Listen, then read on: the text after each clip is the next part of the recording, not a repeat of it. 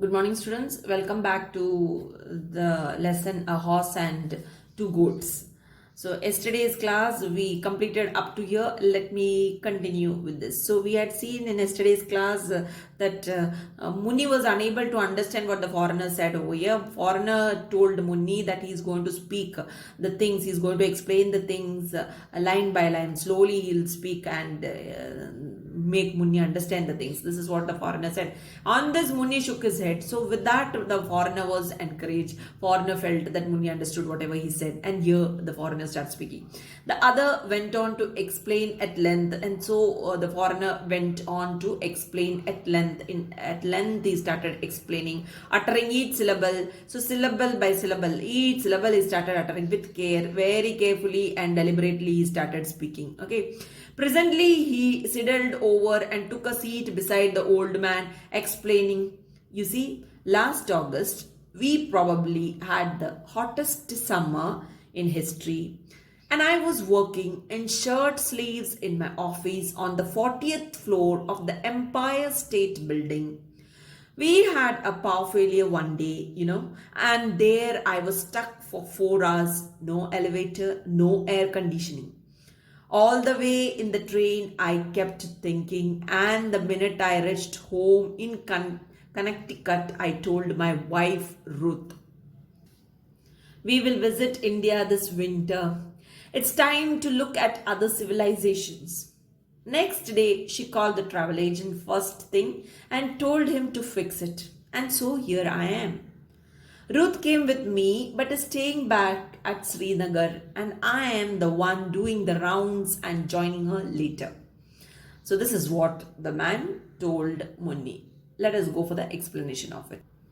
So, presently he sidled over and took a seat. So, he moved over from the sideways, he moved over and took a seat where beside the old man, beside Munni, explaining. And then he started explaining. What he started explaining, let us see. "You see, last August we probably had the hottest summer in history."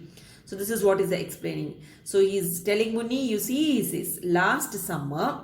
So the Englishman, in his style of speaking, he is speaking to Muni. Last August, he says, he speaks about August. Last August, we probably had the hottest summer in history. So he's saying we had there in his place, he speaks that he had in US, he had the hottest summer in history. So in their history, they had that particular time. It was too very hot, extremely hot, and I was working in shirt sleeves in my office on the 40th floor. So he says, and he was working in shirt sleeves in my office, where he was working in his office on the, and where was the office? The office was on the 40th floor of the Empire State Building. So he was working in his office. We had a power failure one day, and so it so happened that they had a power failure one particular day in this hot season. You can see, he says, and there I was stuck for 4 hours. So on the 40th floor, this man, the foreigner, was stuck for 4 hours, he says. No elevator.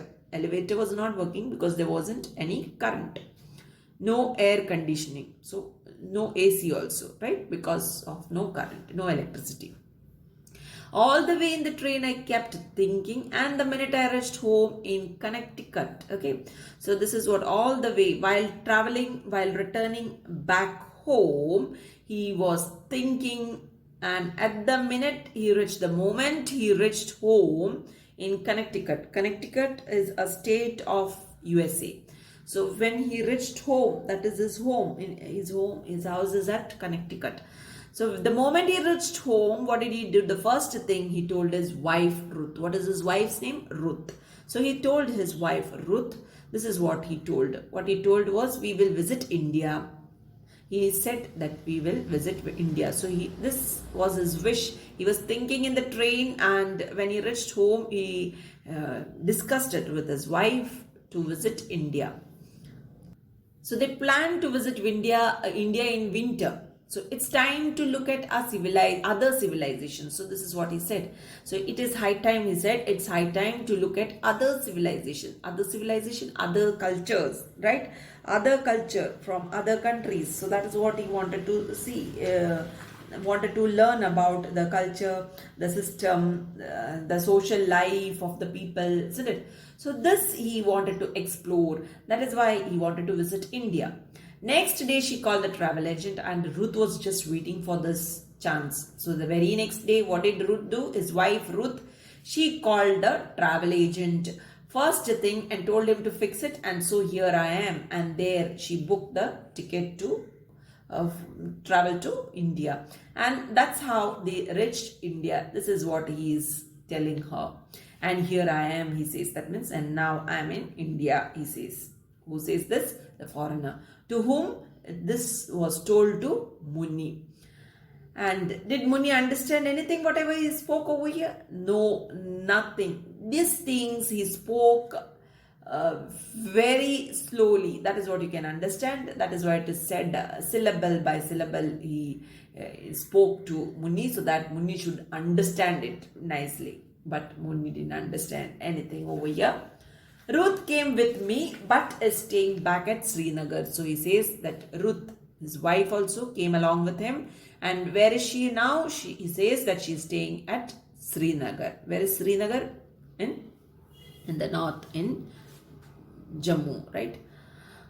And I am the one doing the sounds and joining her later. So this is what she says, what he says, and I am the one doing the rounds and joining her later. So right now I am doing the rounds. I am going all about in other states of India like this and joining her later. And later on I will be joining my wife. This is what he tells Muni. Muni looked reflective at the end of this long oration and said rather feebly, yes, no, as a concession to the other's language, and went on in Tamil. When I was this high, he indicated a foot high, I had heard my uncle say. So this is what had happened away. Muni looked reflective at the end of this long oration. Now long oration is that ceremonial speech what the man gave, what the foreigner gave. So he looked reflective at it. He was not understanding what was happening over there, what the foreigner spoke, nothing he understood.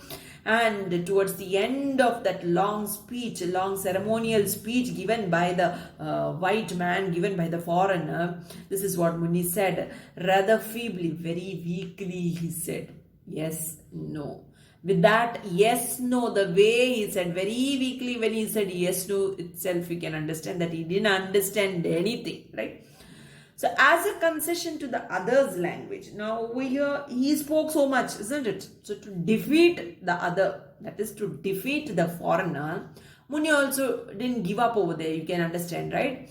So he didn't give up. In order to defeat the foreigner's language, Muni went on in Tamil. Now he too have to defend for himself, isn't it? Foreigner is speaking in his language. He is keeping up his language. He is speaking so much to Muni. Muni in return is speaking to the foreigner. This is what he went on in Tamil. Muni went on in Tamil. This is what he said. When I was this high, he indicated a foot high, I had heard my uncle say.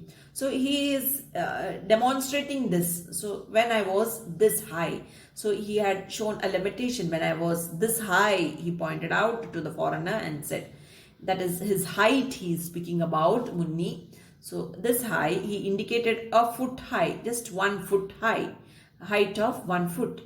I had heard my uncle say. So this is what he says. I heard my uncle say. So what his uncle said. So there he is stopping. That is why it's in dots over here. You can understand that. There he was interrupted. So this is what had happened. No one can tell what he was planning to say, as the other interrupted him at this stage to ask, boy, what is the secret of your teeth? How old are you? Right? So up to here he spoke, he wanted to say something. What it is, nobody knows. That is what it is said. No one can tell what he was planning to say. He wanted to say something, but uncle say, I have heard my uncle say, what it is unknown to anyone over here, isn't it? So that is what it is said. Nobody knows what he was planning to say. Because why? The other interrupted him. Who? The other? The foreigner interrupted him at this stage to ask. The foreigner thought something, and that is what he wanted to ask. So in between Munni's speech, the foreigner spoke.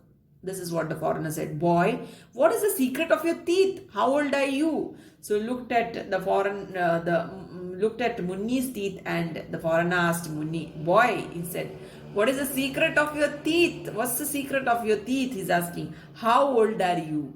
Foreigner is asking Munni, how old are you? So Munni forgot what he had started to say and remarked. Sometimes we too lose our cattle. Jackals or cheetahs may sometimes carry them off, but sometimes it is just theft from over in the next village, and then we will know who has done it.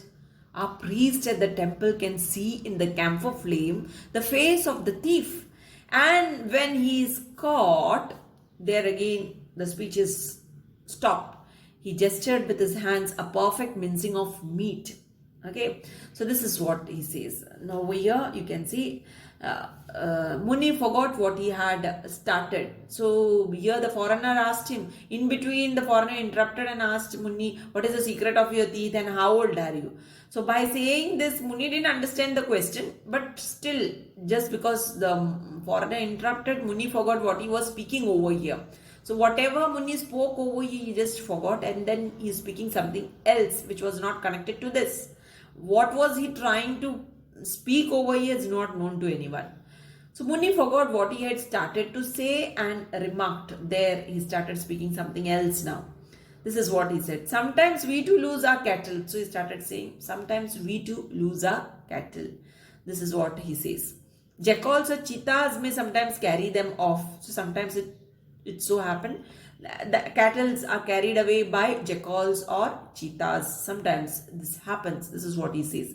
May sometimes carry them off, but sometimes it is just theft from over in the next village, and sometimes it is not like that. It is the cattle are robbed. The cattle are robbed by people from the next village, and then we will know who has done it, and later on we come to know who has done that crime. How? A priest at the temple. So this are all superstitious belief what Munni's village people practice. That is what you can see over here. Superstitious belief practiced by the people in the village of Munni, that is in Kritam.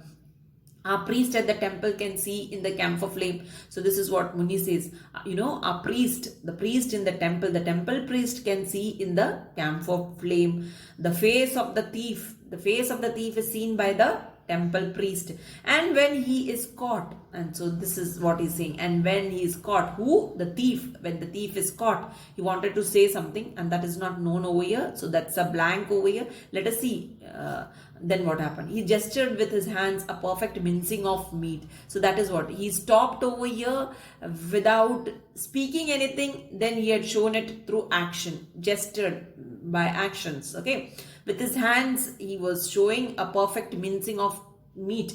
That means if the thief is caught, then he'll be cut into small pieces. That is what is being shown over here. Perfect mincing of meat, right?